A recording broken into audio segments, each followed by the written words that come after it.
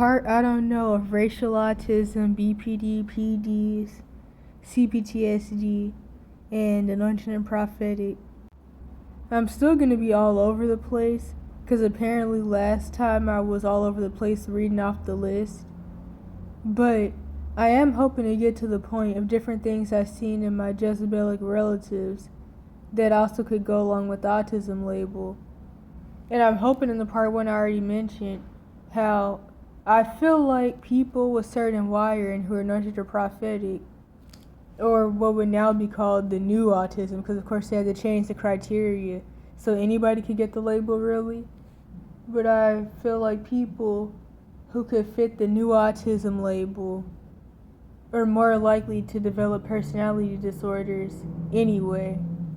And of course, like I already mentioned, in the 2010s, and even still now, but especially in the 2010s, most mental health professionals still saw autism as no different than being schizophrenic or being a psychopath, whatever that means for real. And then of course people then and now still see it as being retarded, so there's that. So, something I noticed with me and my parents and most of my relatives, well, let me just read word for word before I get confused. Parents also bad at making friends. Mom's boyfriend had echolalia. Siblings on both sides were hated by teachers and made all A's and B's. And of course, when you're anointed or prophetic, you're going to commonly feel like a lot of people hate you, and you're going to feel like your teachers hate you. And this also can go back to even the home situation, because you'll commonly be in like a dysfunctional family system. And so, you'll be bullied for your trauma symptoms at school, and you'll just be bullied and abused in general at home, but it could go both ways, because like a lot of people I know who are anointed or prophetic and could also fit the autism label had teachers and students at school trying to unalive them and hanging nooses on their locker and everything, which also is really common when like somebody has essay videos that go viral, and then of course they get made fun of at school by the local police department and by their relatives and whoever else for their sexual abuse videos going viral because, quote unquote, they're a hoe and all those other terms. And that's really, really common, but I'm not going to go into that. But that's really common there for people in situations like that to have students and teachers and stuff trying to unalive them or convince them to unalive themselves. School is not a safe place, but I'm not going to go into that. My parents made all A's. So did my mom's boyfriend, or the last one, quote unquote. This is not in order, by the way. So, something else, and this could also go along with the metabolic issues and food intolerances that could lead to quote unquote autism in the first place. And, well, this revolves around that, I guess. So, something I noticed, not just with me, but with other people, is that there's commonly hormone imbalances. Like the quote-unquote autistic boys commonly have high-pitched voices, and some of them even have breasts, like they're on Adderall or something, or some other psychotropic. So they have high-pitched voices and breasts, so obviously they have high estrogen and low testosterone, and a lot of the girls have high testosterone and deeper voices. And this could also go into something that, now I'm starting to have flashbacks. But, so, okay, wait a minute. How do I break this down? So I remember in the earlier part of my Cash for Kids system situation, when I was being accused of, quote unquote faking crazy at home to scare my mom, and the staff were saying nothing's really wrong with you, and they pointed at this girl and they were like, but that girl over there, something's really wrong with her.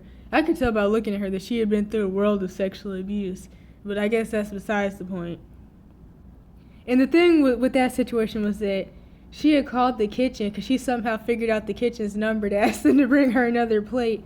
Because, of course, the drugs you're forced don't give you metabolic issues and a lot of other issues from brain damage and organ damage. So it gives you leptin resistance, which makes you really, really hungry.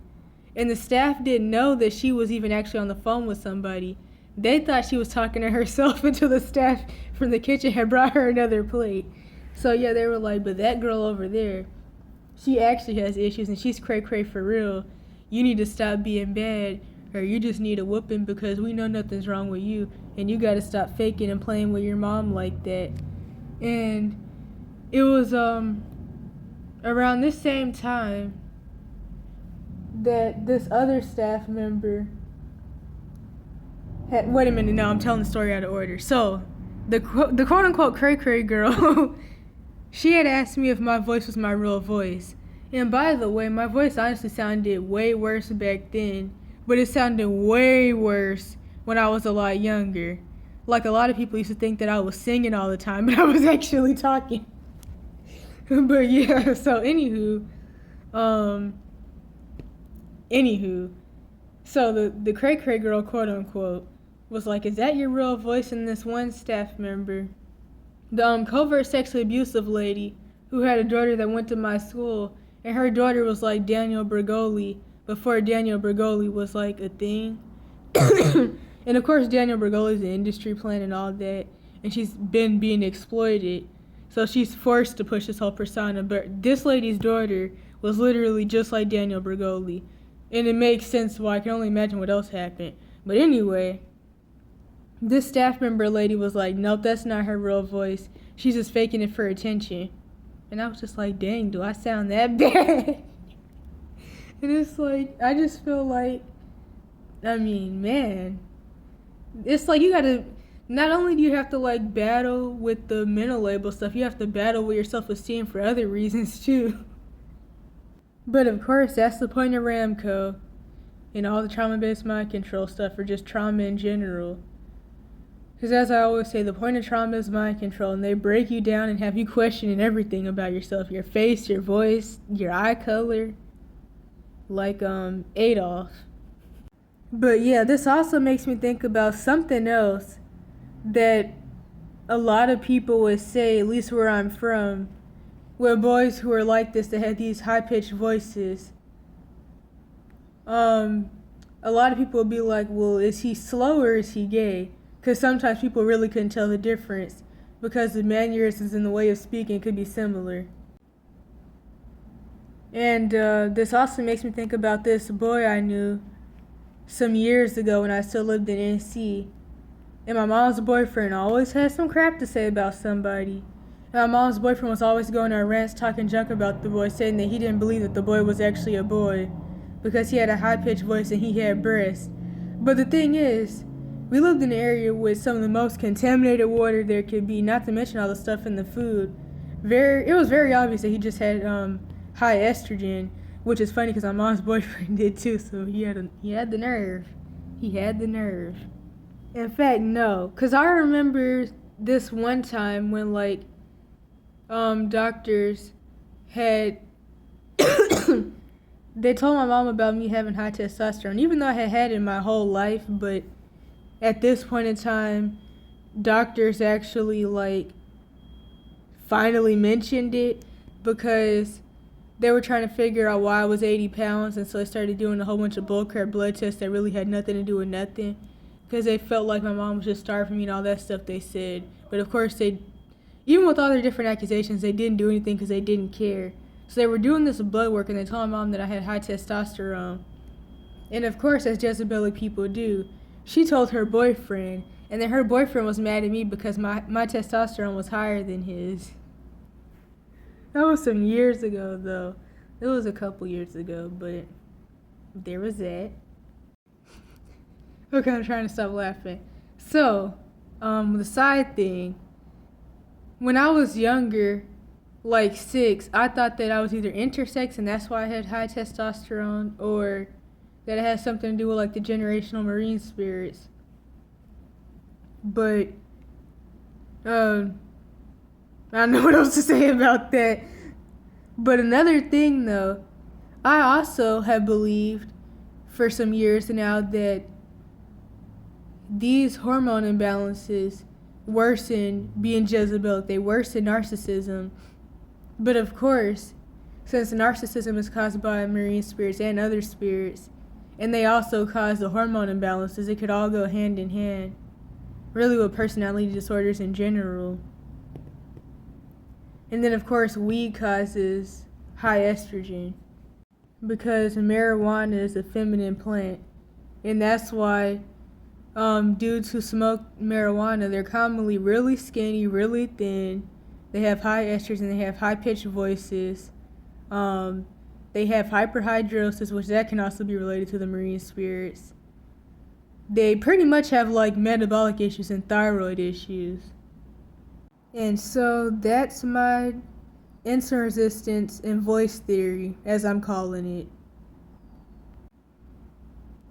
And going back to the metabolic issues, it's also a known fact that people with the autism label commonly have digestive issues because, of course, it all goes back to, I guess, to maybe not get this taken down, I'm just going to say food intolerances.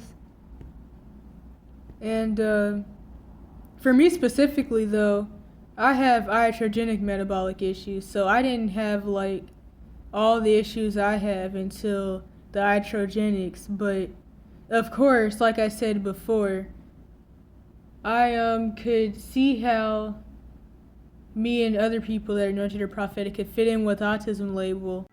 But of course, not that this really means much of anything. Like I said before, none of the doctors that are around actually agree with the autism label, or most of the other things that my mom was saying, and really any of them, but they went along with it because they got paid to.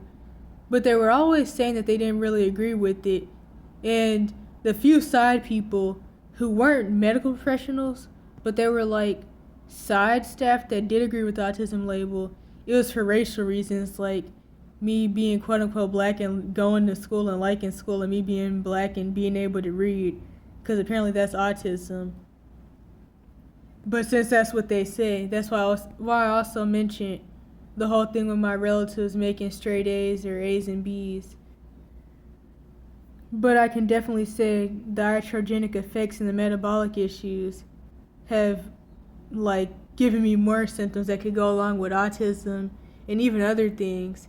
Because like I said, since I started checking my blood sugar without all the gaslighting about my issues, I've seen that my blood sugar is actually commonly really low, which I was told before by doctors when they would do blood work, but I didn't actually really know much of, well, I didn't know anything about it then, or how serious that actually was, and of course they didn't tell me.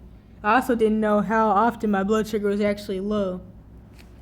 And like I said, when I went back to the East Coast for a little while, from like late January to like early November, something like that. Wait a minute. November, December. No. From what? No. My blood sugar is probably low right now, to be honest. But anyway, when I went back to the East Coast, I seen that my blood sugar was at 54 literally every day. And I was in the 54s for like 3 months.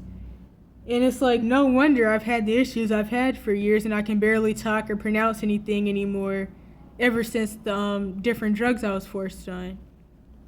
Not even just because of the brain damage from the iatrogenics, but because I was left with serious metabolic issues that actually impair brain function because my blood sugar's in the 50s. So, yeah. And the mold toxicity didn't make anything any better, because I remember that like had all my relatives struggling to speak, and we all pretty much sounded like Joe Biden when we were living with my sister. Not to mention I stopped being able to digest food at 15, which led to a lot of issues that I also got gaslit about. And of course I fixed like a lot of these issues so I can digest stuff now. And I found out how to fix it, which I talk about in the how to know if you have mitochondrial dysfunction playlist, or at least that may be what the playlist is called.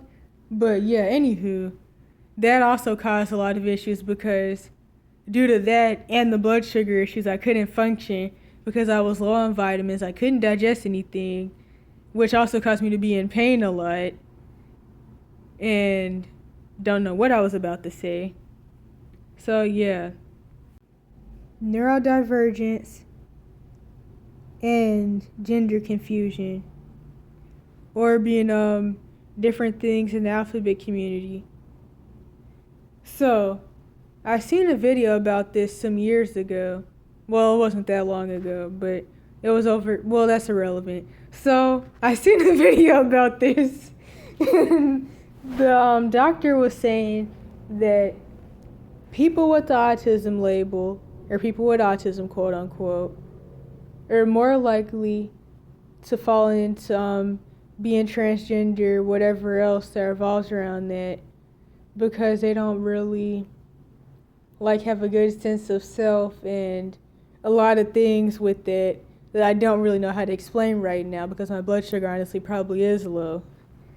And so I think that this could also be because people who are anointed or prophetic are more likely to be targeted with predatory spirits that send people to essay them, and then they'll be turned out and confused.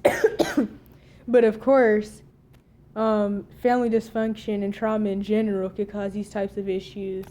So you don't necessarily have to go through sexual trauma, but that's really common to happen to people who are anointed or prophetic. And I don't really know what else I was going to say about that.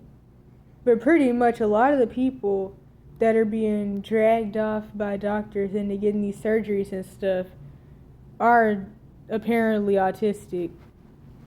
Also, the hormone warfare that's going on can also make someone gender confused, because when you have imbalanced hormones, you're going to look, sound, and feel more like the opposite gender. And if you have had the experiences I've had with having voices that sound a certain way, you're going to deal with a lot of insults from people, especially when I was a lot younger, that can make you confused because of how you sound or look. And then you're going to feel like, well, maybe what people are saying is right. And well, I haven't necessarily felt like that, but I've heard other people who have really fallen into thinking that they're they're a boy or whatever, because they're always having people tell them about how they look like a boy or how they sound like one. I've gotten the insults, but I didn't feel like maybe I was a boy because of people's insults. I did wonder about the whole intersex thing, but I never really dealt with the other stuff, or was going into transgenderism or felt like going into it, because I had people making me feel like I was or whatever. Honestly, I've never had people try to talk me into transgender other than medical professionals for their own gain, and a lot of questionable people in the West Coast. But yeah. Something else I forgot about revolving around my voice. I remember when I was a lot younger, I had this one lady tell me that I needed to stop talking like that and that it wasn't right. I don't know what that was supposed to mean, and I didn't even say anything, but yeah, there was that. And I can only assume what that was supposed to mean, but I really don't know. But another thing revolving around my voice. In the early part of my Cash for Kids system situation, I was constantly accused of being manic because of my voice, and they would be like, yep, you're manic because your voice sounds weird. And I'm like, this is just how I sound every day and how I've always sounded, and I used to sound worse. And this can also go into the whole trauma talk thing that I talked about in different videos. I use different examples from text/type and talking about how I used to talk. And also, if you've been here since the evidence channels, you would know that I used to talk a lot faster. I used to sound, honestly, I sounded depressed, but I also think one of the big things with that was that I was also really sick. And a lot of the videos were from before I got that tonsil removal surgery, because I had a tonsil infection for some years, which made me sound even more weird. And yeah, so I used to talk a lot faster, and that goes along with trauma talk, because you're commonly in situations where you have to like hurry up and get everything you have to say out before somebody else starts screaming over you or telling you to shut up or to shut the F up and different things like that. And I also use that Billy Kid as an example from those Santa Monica videos and from Soft White Underbelly, because of course people are trying to say that he was quote unquote special needs and quote unquote retarded and autistic because he talked funny. And what else was it? Oh yeah, others were trying to say he's high. And that also goes into like racial stuff, because of course racial Jezebels like to say that quote unquote black people or melanated people are slow and retarded because they talk funny. So yeah. Although in my case, I was quote unquote autistic to some people because I was black and I talked proper. And really what that really truly means is that I didn't have as much of a southern accent as some other people around me. But it's funny because when I go to other places, since I travel a lot, I get told that I have a southern accent. But like, I don't know. But no, because this one lady had came on my channel mad some months ago, and she was like, I wasn't expecting you to sound like a rehabilitated Whoa Vicky. And then I had other Californians say that I sound like Sandy Cheeks from SpongeBob, and I don't know about that. I definitely don't know about the Whoa Vicky thing. That was funny though. But I definitely don't know about Sandy Cheeks. That's like way, way off. I haven't even been to Texas. Like Sandy Cheeks. And it's like I can't sound like Sandy Cheeks and sound like Whoa Vicky at the same time. That can't be possible. And I'm not saying this to be rude, but what Whoa Vicky really has is the stereotypical Atlanta lead in the water accent. And honestly, a lot of the people that do have that accent, they're either damaged from the lead in the water, or they're faking it and forcing themselves to do it because they're trying to sound like some rapper. And a lot of people say, no father, no identity, but honestly, no parents, no identity, and personality disorders, all that goes hand in hand.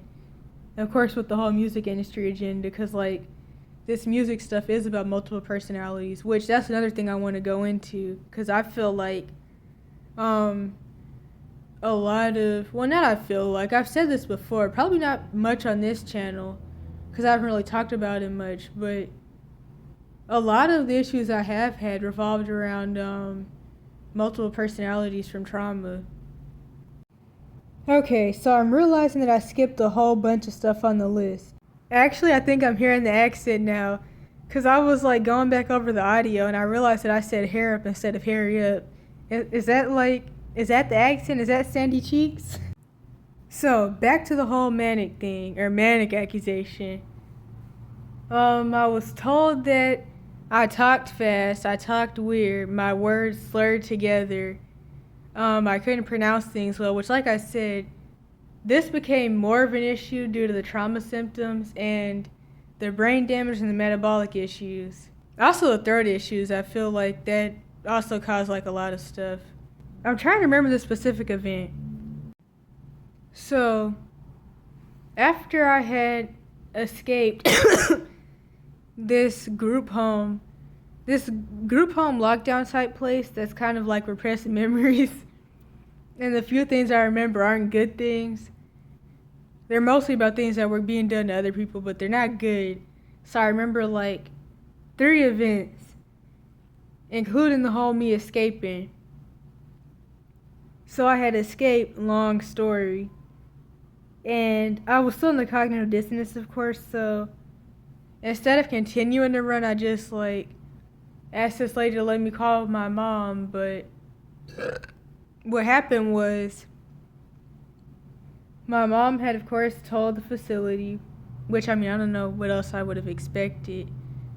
Well, honestly, no. Let me start over. It's not even just that I still had the cognitive dissonance. The drugs really make you stupid, and they like just mess you up and make you docile and all that, and they help you to really become cognitive dissonancy. And so I was breathing really hard and I was talking fast, and supposedly that has something to do with being manic. But once I really started studying mental illness and all those things, and I started like the abuse evidence videos and being in support groups, it didn't make sense to me or a lot of other people how the manic accusations were, because mania is supposed to last like some months, not years. So it didn't really make sense to people how it would like be manic for years on end. But overall, I was constantly accused of being manic in the early part of the Cash for Kids system situation because I had a weird voice, and I was either quote unquote faking my voice for attention to quote unquote fake being mentally ill, or my voice was used as proof I was manic because it just sounds weird and like I don't know what else to say about that really. I've already talked about the BPD thing a couple times, I'm pretty sure. And apparently now, mental health professionals are trying to say the ADHD can also cause you to have favorite persons and obsessions and addictions too. And people who are wired a certain way definitely could be more addictive and more emotional, so also more likely to fall into sex addiction, which I keep forgetting to make that video about that. I have in the past when I was like 14 and stuff. I haven't made one in a while. Yeah, so favorite persons, limerence obsessions, those are in BPD. Supposedly it's in ADHD too, which of course, ADHD, what that really means depends on what you look like and how old you are. So like ADHD in a 50-year-old white woman is obviously something different than the quote-unquote bad black boy or bad boy with ADHD label. So I don't really know what else to say about that. Supposedly autism has favorite persons, and like a lot of people with autism are misdiagnosed with BPD, but I would say a lot of people have both.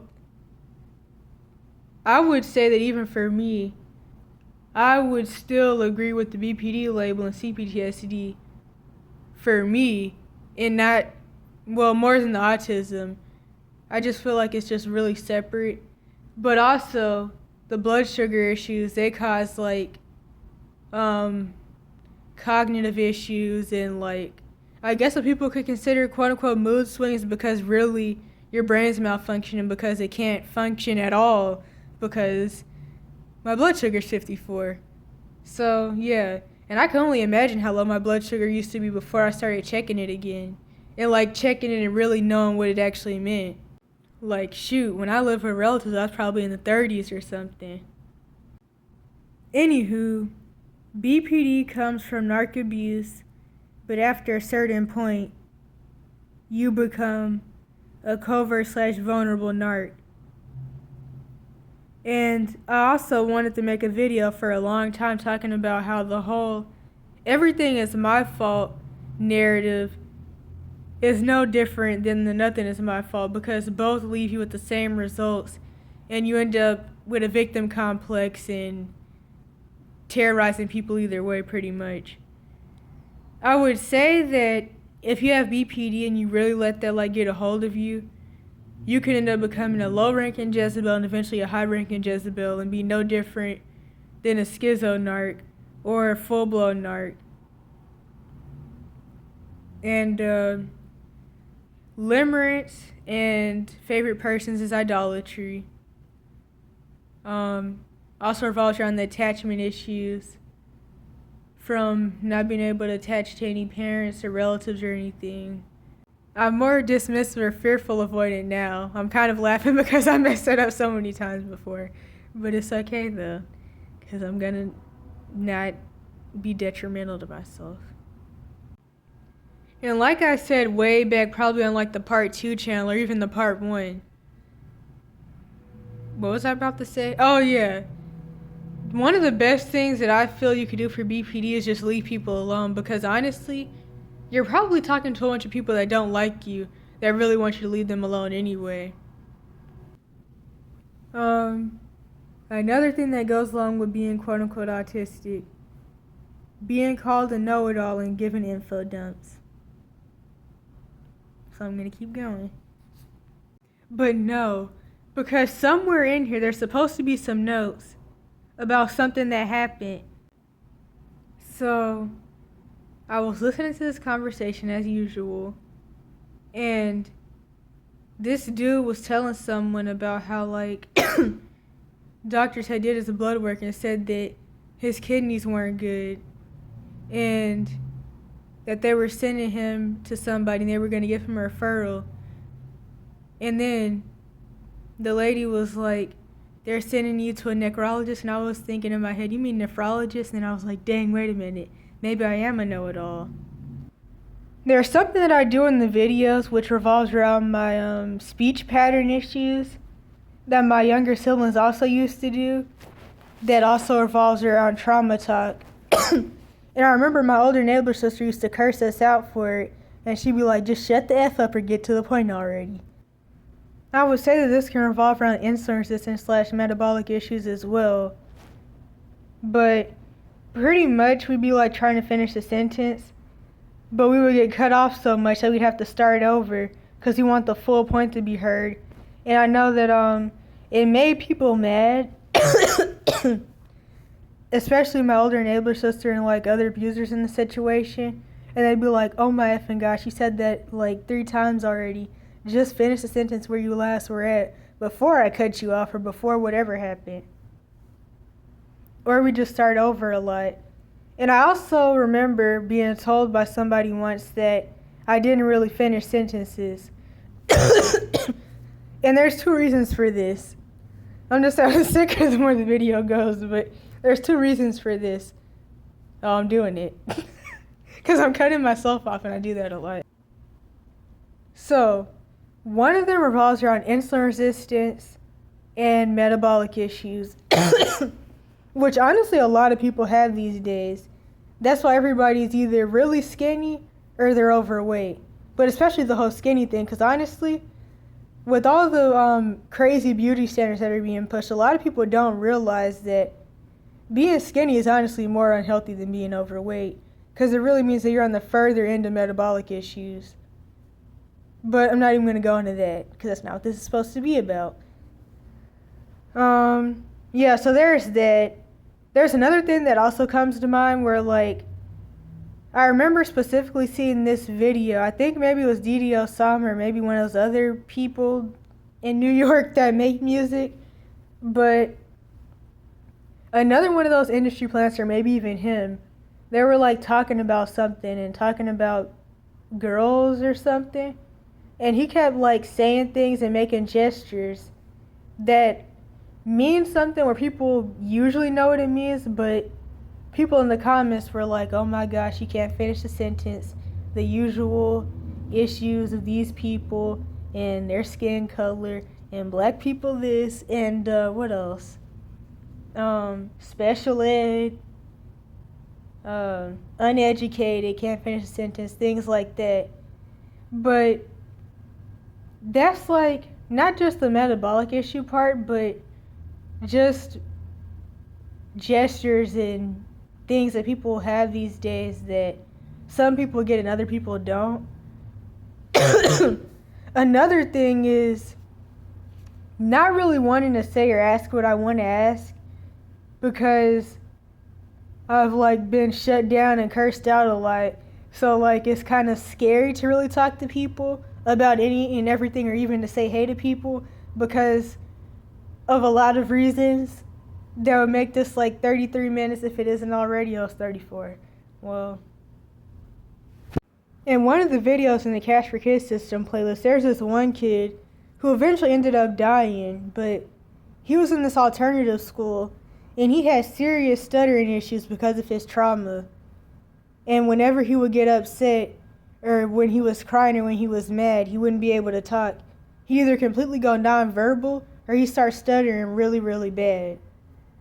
And that is also about trauma, if I didn't already say that. Going back to the Ppl I, which is also revolving around speech, my mom's boyfriend and my younger brother had this. If I didn't already say the younger brother thing, because I think I forgot that part.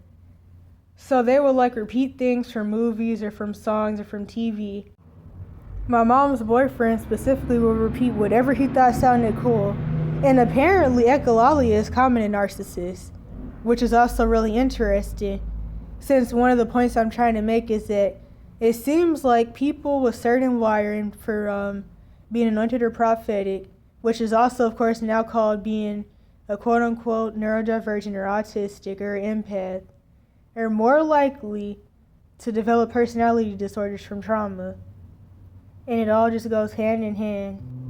I don't even remember what the quote was, but I remember that my mom's boyfriend liked this one quote from Scarface, and other people like rappers, Dragon Ball Z. He loved quotes from that. Oh my gosh. I remember this one time he cursed me and my siblings out and he was like, never watch effing cartoons. Effing cartoons are for babies. Effing cartoons are for children. The only effing cartoon I better see y'all ever effing watching is Dragon Ball Z because it has real life lessons. And as a side note, because I'm not talking about my mom's boyfriend here, but this is just a side thing I noticed with other people, especially at Job Corps.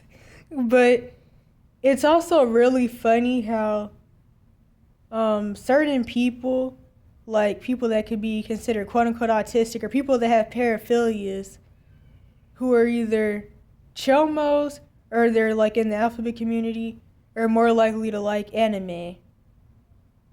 So that's a side thing. Also video games.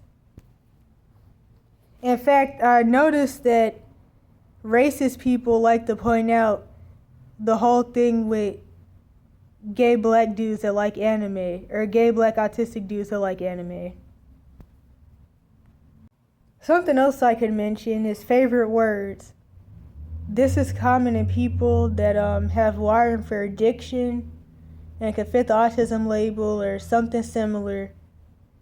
So I have a couple favorite words that apparently other people that haven't been diagnosed but agree with the autism label for themselves also have as their favorite word. So there's a chance that there's hundreds of people that have the same favorite words as I have. I don't know what else to say about that, but catchphrases.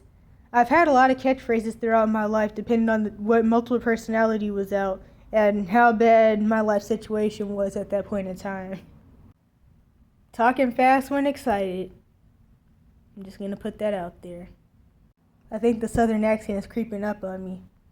To start reading from the notes again for the first time in 33 minutes.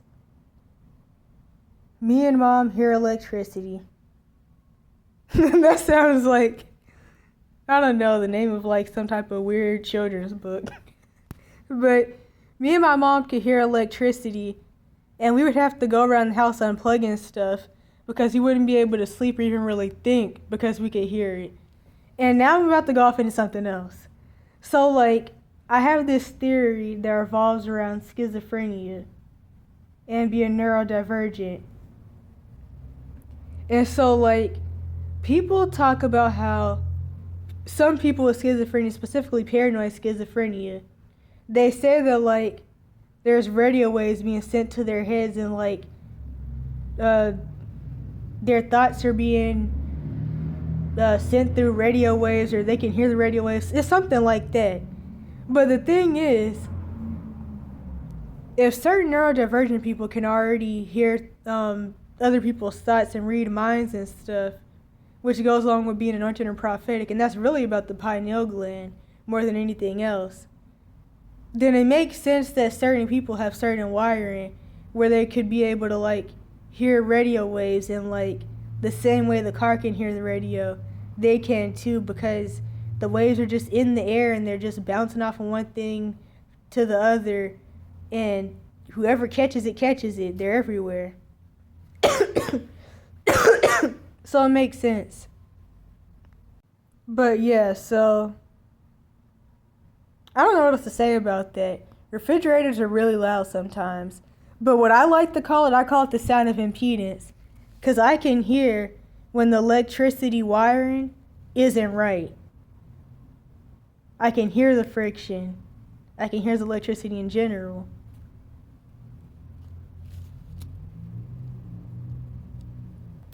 So the next thing my dad would talk about how to time travel and how time travel worked, and the speed of light, the space-time continuum. We also both like documentaries and Charles Darwin. Not that we like Charles Darwin, be like, well, I mean, that's why I talk about, well, now I'm trying to do damage control. I mean, obviously I didn't like Charles Darwin, but I just like, I like to know about the full truth of the theory of evolution, which they switched around so everybody would accept the lie of evolution, which is really about Nephilim worship and stuff anyway, and ancestor worship. But they tried to like make it about the white supremacist philosophy of atheism, but it was really always rooted in the occult. But another thing with that, okay, what was I about to say? Oh yeah, I like to mention this a lot. Another thing about that is that anyone who teaches the evolution theory becomes crowned as a Satanist high priest in the spirit realm, and they don't even know it. So the next thing, this is going to revolve around my other scapegoat sister, which they eventually unfortunately drove insane. And this is the one that was essayed by quote-unquote step-siblings and my mom's husband. That, of course, caused a lot of issues. So, she, of course, was a targeted anointed person. And she liked rigid play. Now, it sounds really, really weird, but rigid play is a symptom of autism, and it's like where the person isn't as creative, or not even really that they're not as creative, they don't really like a lot of imagination, and they want things to be like how they are in real life. So my older enabler sister would tell me about how, like, supposedly, well, honestly, I'm sure it happened, some of it anyway, because they do lie on her a lot, but some of it probably did happen. This other scapegoat sister would fight my older enabler sister for wanting to play with dolls in a way that she didn't like, or for wanting them to play dress up, or for wanting them to like have these out of the box life stories. And supposedly my other scapegoat sister would try to suffocate them with mattresses or with couch pillows for not playing tag right. This was something I used to mention a lot on the evidence channels. I do believe some of this, well, no. Let me not even say some. Not this first thing I'm going to mention, but everything else really revolves around the trauma, the bad diet which caused insulin resistance, and the neglect. But this first thing is very interesting. My brother would cry and scream while getting his hair washed, and he would claim that it hurt. He also wet the bed, but that revolves a lot around insulin resistance, but it also could have something to do with like neurodivergence or whatever. My nephew actually had the same issue. My nephew would cry while getting his hair washed, and he would claim that it hurts. And I remember one time my younger sister, she was like, I don't really like the shower that much because I don't like the feeling of being wet, then being dry, and having to dry off and having the water dripping off of me. But it's also really funny because in the earlier part of my Cash for Kids system and Munchausen situation, I remember my mom had this lie that, if I'm remembering right, she lied and said that I didn't shower and that I hadn't showered in years, which that would have been absolutely terrible. But she had this lie that I didn't shower. But eventually she changed the story up as she would do, and she started saying that I showered too much and I was always running water and I was always in the bathroom. And her boyfriend said I had a bathroom mental illness, whatever that means. And they supposedly couldn't get me out of the bathroom or out of the shower or out of the toilet. And I think the lie was that I was in the sink too. And some of this was like in the beginning of the situation. So like when I moved in with my mom the first time at 12 and like she started the whole Cash for Kids system stuff and all that. But she did carry she did carry the story out throughout the years, even up before me leaving. And she would like go back and forth for me not showering to me showering too much, if I remember right. It was, yeah, something like that.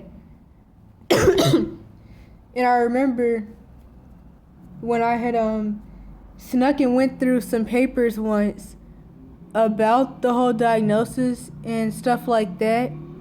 I think this was revolving around the schizophrenia at the time when I was like 12, but of course I didn't get to sneak and read through any of this till a little before leaving.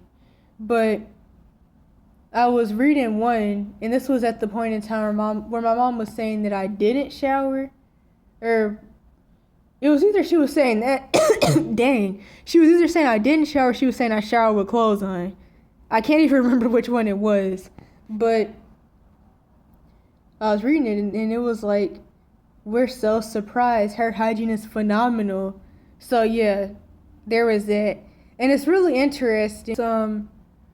Not showering or showering too much, supposedly, has something to do with diagnostic criteria for autism, schizophrenia, which supposedly is the same thing according to one psychiatrist, and other psychotic disorders or whatever they call them. Of course, the Cash for Kids system staff don't believe any of the things that your abusers tell them. They're just listening to them because that's what they get paid to do. They get paid to help abuse, and they're abusers themselves. And another thing is that narcissistic abuse revolves around that person lying all the time, pretty much. So really, whatever my abusers didn't like about me, they would like make it a symptom of something, and they would also hyperbole the whole situation. And they'd be like, I can't ever get her to stop running the sink water. Or I can't get her to stop having to use the bathroom, which were actually revolved around the insulin resistance I had. And then, like, near the end of the situation, before I left, I had mold toxicity, and I also was allergic to building chemicals and stuff. So my throat would swell up, and I wouldn't actually be able to breathe, and I would have fevers and be throwing up. And at that point in time, showering actually helped, like, me to be able to breathe again, so I would have to get in there. Especially when I wasn't allowed to go outside because, like I said before, there was mold toxicity. My health was just overall really bad at that point in time before I had ran, and there was also carbon dioxide or monoxide, whichever one it is. It was toxic. There was too much in the air because of the mold and because buildings have poor air quality and poor airflow, which I talk about in the How to Know If You Have Mitochondrial Dysfunction playlist. But at that point in time, my mom had like completely withdrew me from my PCPs. I wasn't even, well, honestly, I commonly wasn't allowed to go to the doctor for any real issues. But she had like completely took me from under all of their care because they claimed that they quote unquote wanted to know why I was 80 pounds. Obviously they didn't. But yeah, so even though she had withdrew me, she would still tell other people about my quote-unquote bathroom issues, especially at this point in time, because I would sometimes get in the shower 3 times a day then, because it was the only thing that really helped with like all the breathing issues and stuff that I had at this point in time. But the thing with narcissistic abuse is that they'll take that and they'll flip it around to make it whatever they want it to be because they don't like it.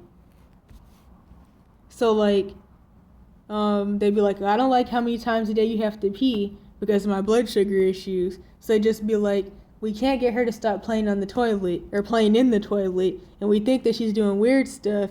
And we think that she's drinking the toilet water because she's retarded or whatever. And they would take me having to pee a lot and they turn that into whatever they wanted it to be, which would usually sound really weird in the end once they added all their twists to it. But like I always say, the mental health system or the cash for kids system and people cash cow systems in general are Munchausen by proxy. Their goal is to mess you up, traumatize you, and brainwash you into having an issue. They create a problem that isn't already there. They want you to actually become really messed up and schizo or whatever, because they want a world of messed up people. And also, Labels are about the people around you, not actually about you. It's about making the people around you feel better. Because like I just talked about, the labels are about what people around you don't like about you, or things that you supposedly do that they don't like. Now, whatever your abusers don't like about you is apparently diagnostic criteria for something or for everything. Oh yeah, my older brother never showered. My mom's boyfriend would talk about how, like, we let him walk around stinking. And mind you, he was, like, almost 30. And what I really feel, aside from the trauma thing, and from him, like, probably having issues where he just is, like, too depressed to do it, I also feel like it has something to do with him being kicked out at, like, 13, 14.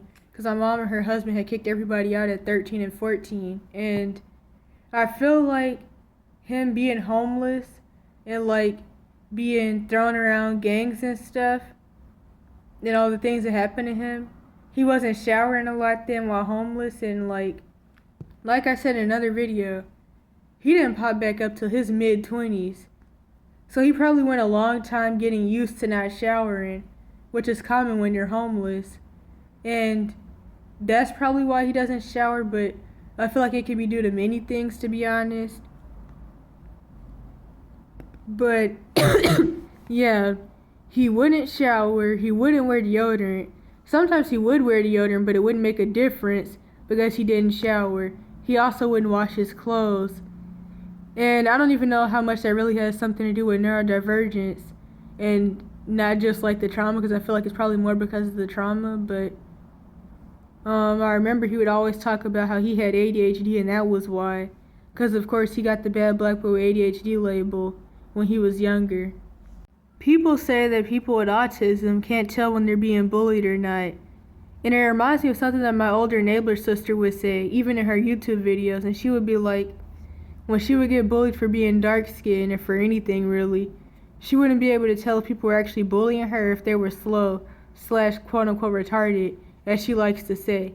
Oh yeah, there was a stimming thing that my older neighbor sister used to do where she like walk around hitting herself and hitting stuff with her elbow, or she like hit her elbow on the palm of her other hand over and over again. And that's actually stimming, but when she would do it, she'd be like, this is what I do because I want to elbow you guys in the face. And that's kind of the thing about narcissistic family systems, is that people don't know how to show love in any healthy way, so they just threaten you and stuff to show they care, as jokes sometimes, but usually it's serious. She'd also like make clicking and popping noises with her tongue and snapping, different things like that. Going back to my catchphrases, I don't even remember where I heard this at, but my mom had like brought it up to my attention a little before my escape, that I used to say, how did it go? Do you want to wake up not waking up? It was like some joke. I don't remember where I heard it. Probably, honestly, maybe that was like some type of echology from like some, I don't know. But I used to say that when I was like maybe 12 or something. And of course that was used against me terribly bad. I honestly really wish I wouldn't have said that. I forgot all about it, so my mom had brought it up. Then other things that were used against me that I used to say a lot was this thing that I heard from my older neighbor sister, where she was talking about people being funny, which really just means fake. And so I had that as a catchphrase for a while, where I would call people funny whenever they were being fake. And it is a saying, but I mean, like I said, when you're in these types of situations, anything can be used against you. So I'm trying to remember what else I would say. I can't remember most of them. Oh yeah, what the? I think I still say this. I don't think I, but yeah, whenever something would happen or my mom would do something to me, I'd be like, what the?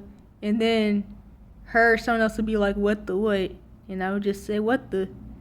And anyways, anyhow, anywho, I think my older neighbor sister also says that in her videos, and says that in general.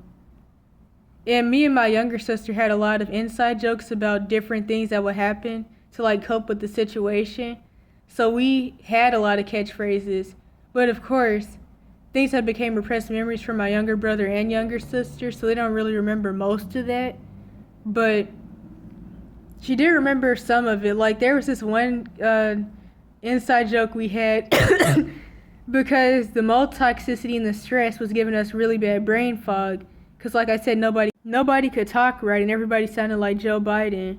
And so I would commonly say things that I wasn't really trying to say, which of course also goes hand in hand with dementia.